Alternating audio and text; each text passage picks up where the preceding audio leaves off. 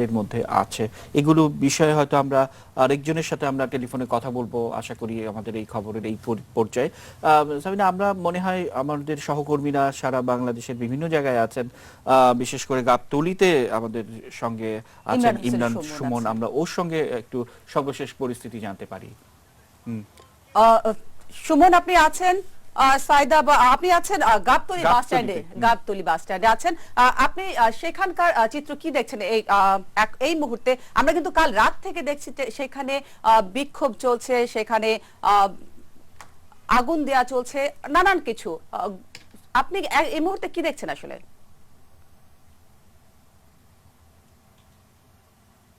এবং আপু, আপনাদেরকে জানাতে চাই যে বিষয়টি আমরা কিছুক্ষণ আগেও জানিয়েছিলাম যে এই যে শ্রমিকদের নৈরাজ্য, পরিবহন শ্রমিকদের দেশ জুড়ে যে তাণ্ডব, তাদের গাড়ি চলাচল বন্ধ করে দিয়ে সাধারণ মানুষকে জিম্মি করে দিয়ে তারা যে অবস্থার সৃষ্টি করেছে, গতকাল সকাল 6টা থেকে এখন পর্যন্ত কোনো ধরনের যানবাহন চলছে না। এবং এই মুহূর্তে আমরা বলতে পারি যে গাবতলীতে পুলিশের নিয়ন্ত্রণে এই সড়কটা নিয়ে নেওয়া হলেও, আইন শৃঙ্খলা রক্ষাকারী বাহিনী সড়ক নিয়ন্ত্রণ নিলেও কিন্তু এখন আবারও তারা রাস্তায় জড়ো হওয়ার চেষ্টা করছে। এজন্য কিন্তু পুলিশের এপিসি সহ অন্যান্য যেসব যানবাহনগুলো আছে সেগুলো আবারও কিন্তু তৎপর হয়ে উঠছে।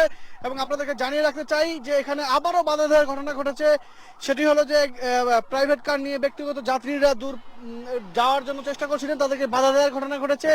সবকিছু মিলিয়ে এই যে নৈরাজ্য শ্রমিকদের, পরিবহন শ্রমিকদের আসলে তাদের নেপথ্যে যে মদত দিচ্ছেন তার অনেকের অভিযোগ যে এই ঘটনার পেছনে যিনি পরিবহন শ্রমিকদের বাংলাদেশ শ্রমিক ফেডারেশনের যিনি দায়িত্বে রয়েছেন শাহজাহান খান, যিনি নৌ পরিবহন মন্ত্রী, তার দিকে কিন্তু অভিযোগের আঙ্গুল এখন প্রকাশ্যেই উঠছে। কারণ এই যে ষড়যন্ত্র, এই যে শ্রমিকদেরকে মাঠে নামিয়ে দিয়ে অবরোধ করিয়ে দিয়ে তাদের যান চলাচল বন্ধ করে দিয়ে যে অবস্থার সৃষ্টি করা হয়েছে, এটি আসলে সহজেই মেনে নেওয়া যাচ্ছে না। কারণ হাজার হাজার মানুষ কিন্তু দুর্ভোগে পড়েছেন। অ্যাম্বুলেন্স, রুগীবাহী যেসব গাড়ি চলায় সেগুলো আটকা দেওয়া হচ্ছে, সেগুলো ভাঙচুর করা হচ্ছে, এরকম ঘটনাও কিন্তু ঘটছে। আমরা দেখেছি যে এখানে এই সড়কটিতে ঘটেছে। এবং একটা বিষয় জানিয়ে রাখতে চাই যে ইট পাটকেলের যে ধাওয়া পাল্টা ধাওয়ার যে ঘটনাটি ঘটেছে, এর কারণে কিন্তু একটা নৈরাজ্যকর পরিস্থিতির সৃষ্টি হয়েছে। মনে হয়েছে যে এখানে রণক্ষেত্রে পরিণত হয়েছিল। এবং হাজার হাজার মানুষের কষ্টের কথা আমরা জানি। তারা বলেছেন যে এইভাবে অশান্তি সৃষ্টি করে মানুষকে জিম্মি করে আসলে কোনোভাবেই দাবি আদায় করা যায় কিনা, আদালতের রায় বদলে দেওয়া যায় কিনা, সেই প্রশ্ন কিন্তু সাধারণ মানুষ তুলছেন। যে আদালত একটি রায় দিয়েছে, একজনকে ফাঁসির দণ্ড দিয়েছে, সেটি আপিল হবে, অন্যান্য আইনি প্রক্রিয়া কিন্তু এখনো বাকি রয়েছে। সেই আদালতের রায়কে এভাবে মানে আদালতের রায়ের পর তারা এভাবে নির্দেশনা দিচ্ছেন। এবং শ্রমিকরা যেটা বলছেন, বিশেষ করে যে পরিবহন শ্রমিকদের সঙ্গে আমাদের গত কথা হচ্ছে, তারা আজকেও কথা বলছেন, উত্তেজিত এবং উচ্ছৃঙ্খল আচরণ করছেন, ঔদ্ধত্যপূর্ণ আচরণ করছেন। তারা বলছেন কিভাবে আইন চলবে সেটি কিন্তু তারা বলছেন, যে কোন আইনে কার বিচার হবে এই বিষয়ে কিন্তু তারা নিজেরাই মতামত দেওয়া শুরু করেছেন। দেশে সংবিধান আছে, আইন আছে, সংসদ আছে, একটি সুন্দর সরকার আছে। সেই অবস্থায় শ্রমিকরা এভাবে এই নৈরাজ্যকর অবস্থার যে সৃষ্টি করেছেন তার আসলে শেষ কখন হবে এ নিয়ে কিন্তু উদ্বিগ্ন সবার মধ্যে রয়েছে। বিশেষ করে যারা যেসব মানুষ ভুক্তভোগী রয়েছেন তারা কিন্তু এই নৈরাজ্যকর অবস্থা থেকে মুক্তি পেতে চান। তারা চান না এমন অবস্থার সৃষ্টি হোক যেখানে তাদেরকে দুর্ভোগে পড়তে হবে, সেই অবস্থা তারা দেখতে চান না। এবং আরেকটা বিষয় আপনাদেরকে জানিয়ে রাখতে চাই যে এখানে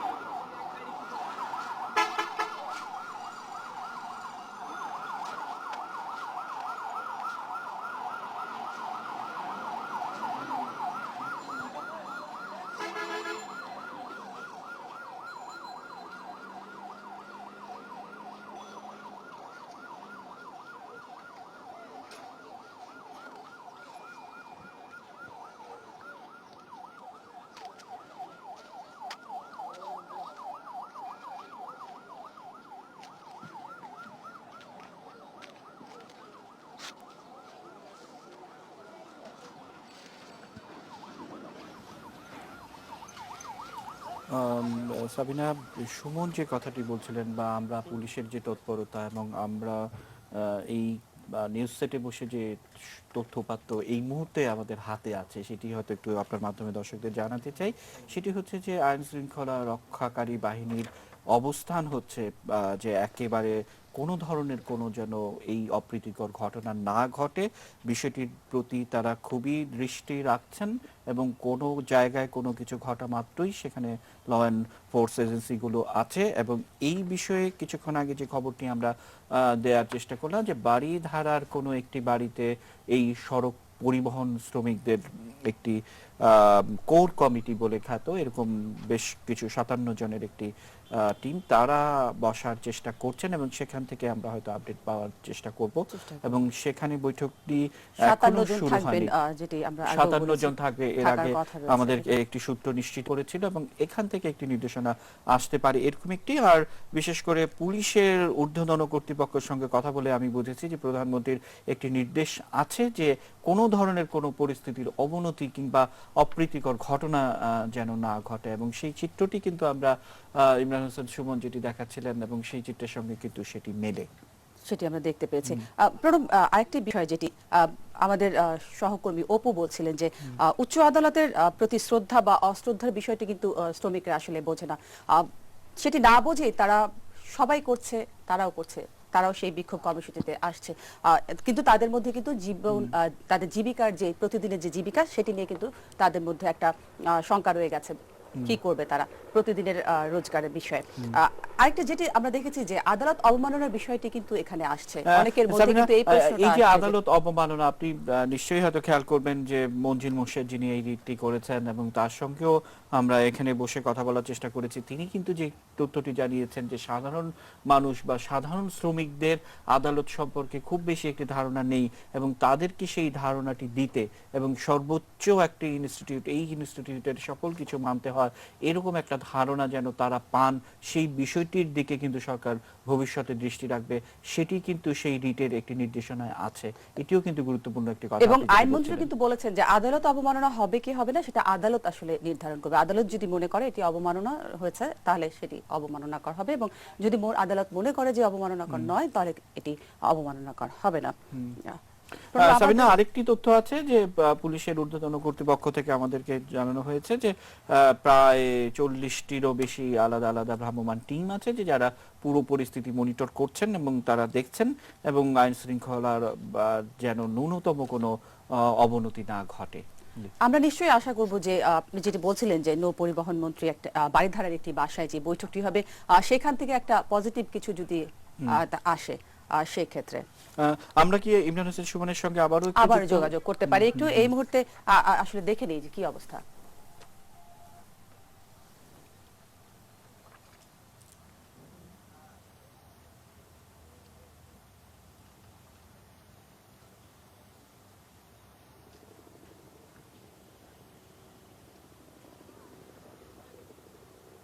অপু, সাবিনা, আপনাদেরকে আরো জানিয়ে রাখতে চাই যে বিষয়টি সেটি হলো আপনারা জানেন যে এই অবরোধ আসলে ধর্মঘট যেটি কর্মবিরতি কিংবা শ্রমিকদের এই পরিবহন বন্ধ করে দিয়ে মানুষকে জিম্মি করে যে অবস্থা চলছে সেটি গতকাল থেকে শুরু হয়েছে, সকাল থেকে টানা সারা দেশে অনির্দিষ্টকালের জন্য। কিন্তু এর আগে এই ধারাটি শুরু হয়েছিল আপনারা জানেন যে মানিকগঞ্জে তারেক মাসুদ এবং মিশুক মনির নিহত হওয়ার 5 জন সহ নিহত হওয়ার পর চালক জমির হোসেনকে যাবজ্জীবন কারাদণ্ড দেওয়া হয়েছিল আদালত থেকে। এরপরে তারা দক্ষিণাঞ্চল বেশ কয়েকটি বিভাগে যান চলাচল বন্ধ রাখা হয়েছিল, সেটি প্রত্যাহার করা হয়েছিল সোমবার সন্ধ্যার দিকে। কিন্তু সোমবার ঢাকার একটি আদালত একজন ট্রাক চালকের মৃত্যুদণ্ড দেওয়া হয়েছিল। সাভারে 14 বছর আগে একজন নারীকে ট্রাক চাপায় নিহত করার ঘটনায় ওই মামলাটি করা হয়েছিল এবং সেই মামলায় চালকের ফাঁসির দণ্ড দেওয়া হয়েছিল এবং এর প্রতিবাদে তারা বলছেন যে আন্দোলন করছেন এবং আদালতের রায়ের পর এভাবে আন্দোলন করে জনগণকে জিম্মি করে সারা দেশে যানবাহন চলাচল বন্ধ করে দিয়ে নৈরাজ্য সৃষ্টি করা যায় কিনা সেই প্রশ্ন কিন্তু আছে। এবং আমরা দেখেছি যে শত শত মানুষ, হাজার হাজার মানুষ, সহকর্মী সালাম আপনি যদি একটু দেখেন যে বহু মানুষ কিন্তু হেঁটে যাচ্ছেন, দুর্ভোগে পড়ছেন এবং তারা কিন্তু কোনো ধরনের যানবাহন পাচ্ছেন না, সেটি কিন্তু খুব সহজেই বলা যায়। আপনারা কোথায় যাবেন, কোথা থেকে এসেছেন একটু যদি বলতেন। আমরা মিরপুর যাব।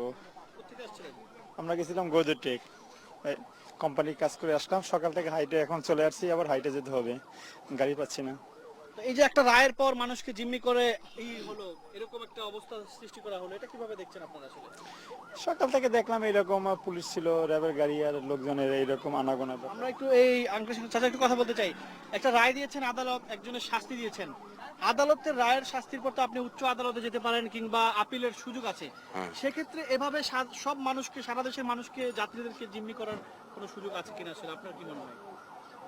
আমি কেমনে বলবো এই যে আদালত কি রায় দিছে না দিছে, আদালত একজনের শাস্তি দিয়েছেন। শাস্তি দিয়েছেন। আমি যদি আদালত ঠিক দেয়া থাকে তাহলে ঠিক আছে, কিন্তু সেটা আদালতের বিষয়, আপনি তো এটা তো আদালতের বিষয়, এটা তো আমার বিষয় না। আদালতে যেতে পারবেন, হ্যাঁ। কিন্তু সব যাত্রীদেরকে জিম্মি করার কোনো রাইট আপনার আছে কিনা, মানে এই যে যারা এখন ধর্ম এটা ঠিক না আর কি। ঠিক আছে, এটা ঠিক হয় নাই, কিন্তু একটা দিক দিয়ে চিন্তা করেন, একটা রিক্সা চালক সে 500 টাকা পায়, কিন্তু একটা গাড়ি চালায় সে 500 টাকা পায়, কিন্তু তার রিক্সা চালার কোনো জেল জরিমানা হবে না, কিন্তু গাড়ি চালায় যদি অ্যাক্সিডেন্ট করে তার জরিমানা বা জেল হবে। কিন্তু সেই ক্ষেত্রে তো গভর্নমেন্ট একটা শিথিল করা দরকার ছিল, একটা সেটা তো আইনের মাধ্যমে, কিন্তু আপনি সব মানুষকে কি জিম্মি করার অধিকার কারোকে না, জিম্মি করা এটা ঠিক না, কিন্তু আলোচনা তো গভর্নমেন্ট দেখে সেরে এটা একটা আলোচনা করে তারপর একটা সমাধানে আসার দরকার ছিল। একটা রায় হলে তো আপনি আপিল করার সুযোগ আছে, না, সেটা কিন্তু ঠিক আছে। হঠাৎ করে ঘোষণা ছাড়া যে আপনি তো একটা দাবির জন্য আপনার সময় দিতে হবে, জি জি জি, এটা ঠিক আছে, এটা এটা হয়তো ভুল হয়েছে হয়তো, বা আমার শ্রমিক সংগঠন। আপনারা কষ্ট পাচ্ছেন কিনা এই হ্যাঁ, কষ্ট তো অবশ্যই, আমি কেন, সারা বাংলাদেশের জাতির কষ্ট ভোগ অবশ্যই করতেছে। কষ্ট পাচ্ছি, কিন্তু মনে করেন এখন সরকারের উচিত এই যেভাবে হোক এটা সমাধান করা। এই দেশে তো একটা সরকার আছে, তাই না? তার উচিত যেভাবে হোক এই শ্রমিকের সাথেই হোক, যার সাথেই হোক, এই বিবাদীর সাথে এটা একটা সরকারের উচিত ন্যায় বিচার, যেটা ন্যায় প্রতিষ্ঠা, সেইটা সেই লক্ষ্যে সরকারেরও কাজ করা উচিত। সরকারকে আপনি দাবি না জানায় অবরোধ ডেকে বসলেন। এখন তো তারাও তো হঠাৎ ভাবে মনে করেন কি জিনিসটা তারা রায় ঘোষণা দিয়েছে, 14 বছর আগে হয়েছে একটা রাস্তায় আমাদের অ্যাক্সিডেন্ট হবে, এটা স্বাভাবিক। এটা রাস্তাঘাটে রিক্সা এবং ভ্যান যে কোনো কিছু চালাবে গেলে অ্যাক্সিডেন্ট হবে, আমরা স্বীকার করছি হবে। এটা এমন কোনো আইনে নাই। না, এটা কোনো আইনে নাই যে এমন হ্যাঁ ধরে তাকে ফাঁসির আসামি বানা দেওয়া হবে আমাদের, এটা হয় না, এটা কোনো আইনে নাই, এবং আমাদের বিবেকও নাই, এটা বাদে আমাদের। আচ্ছা ভাই, এখন কারণ আপনাদের সে কাছে আমাদের আমাদের একজন অনুরোধ। শ্রমিক, এবং আমাদের দেশের শ্রমিক। কারণ এটা একটা জানা উচিত যে রাজপথে চললে গাড়ি অ্যাক্সিডেন্ট হবে, তাই সে ধরে হঠাৎ তাকে ফাঁসির আসামি বানানো হয় না। ওকে, ঠিক আছে, সেটা একটা রায় হয়েছে আদালত, কিন্তু এই রায়ের পরে তো আপনি আপিল অন্যান্য সুযোগ আছে, কিন্তু সেটা কি সব মানুষের কি এটা সাফারার হবে? এটা হবে, ঠিক আছে, সবার কাছে সমাধান, কিন্তু আমাদেরও তো কষ্ট হইতাছে এখানে। সব মানুষকে কি জিম্মি করার অধিকার আমাদের আছে? না না, না, এটা নাই, এটা ঠিক আছে। ফাঁসি হয়েছে সেটা ঠিক হয়েছে কিনা আদালতের বিষয়, কিন্তু আমরা মন্তব্য করতে না, পারবো না, না। আপনিও মন্তব্য করতে পারবেন না। জি না, কি রায় দিবে না দিবে এটা আদালতের বিষয়, আপনাকেও আদালতে সমাধান করতে হবে। অবশ্যই এটা আদালত। মানুষকে জিম্মি হ্যাঁ হ্যাঁ, কিন্তু গাড়িতে ওইটারই দোষ, এটা তো মিশুক মনের গাড়িটা চালাচ্ছে, সে ড্রাইভারের তো দোষ হতে পারে, সে গাড়িগুলো যে স্পিডে চালায় ওই টার্নিং এর উপরে তো আসে, সেটা গাড়িটা তো ওই গাড়িটা তো দোষ হতে পারতো। অবশ্যই। না, কিন্তু একটা ড্রাইভার চায় না রাস্তা দিয়ে গাড়ি চালাতে, সে একটা ব্যাং মারুক, সে একটা ব্যাং দিদি রাস্তায় একটা ব্রেকে বার কেউ চায় না, প্রাণী মারুক কেউ চায় না, আমরাও চাই না, কিন্তু কথা হলো কি এখন এটা- একটা রায়ের পরে এরকম হইতে পারে কিনা, আমার রায় পরে হইতে পারে, কিন্তু এটা গভর্নমেন্টের দরকার ছিল, এটা আলোচনা। এরকম আন্দোলন এই মানুষকে জিম্মি করা হইতে পারে না না, এটা ঠিক হয় নাই, এটা আলোচনা করে তারপর বসার দরকার ছিল আর কি, এটা ঠিক আছে। যেটা গইতে গেছে এখন মনে করেন এনটিভির মাধ্যমেই আপনারা আমরা এটি নিউজ এটিএন নিউজের মাধ্যমে আপনারা সরকারের অনুরোধ করেন, এটা যেভাবে হোক এই দেশের মানুষের জিম্মি দশা থেকে যেভাবে মুক্ত করা যায় তাড়াতাড়ি করে মুক্ত করা উচিত, নইলে এই যে দেখেন আমরা বাড়িতে যেতে পারতেছি না। আর সরকারের তো এরকম নেই, সরকার তো খালি মুখে ডিজিটাল কতখান আছে আর নেই। এই যে আমাদের এখন যে অবস্থা, বুঝছেন। তো আসলে আমরা সাবিনা এবং অপু আপনাকে জানাতে চাই, সাধারণ মানুষ সব ধরনের, এখানে চালকদের সঙ্গে আমরা কথা বলেছি, ভুক্তভোগীদের সঙ্গে কথা বলেছি, ওনারাও মালিক শ্রমিক প্রতিনিধির কেউ একজন হবেন, তো সবাই মিলে চাচ্ছেন, এরকম দুর্ভোগে ফেলতে চাচ্ছেন না কাউকে, কিন্তু যে ঘটনাটি ঘটেছে সেটি আদালতের মাধ্যমে সমাধান হলে সেটি সবচেয়ে বেশি সমঝোতার সুন্দর পথ। তো আমরা আপনাদেরকে স্টুডিও ফিরিয়ে নিয়ে যাচ্ছি সাবিনা এবং অপুর কাছে।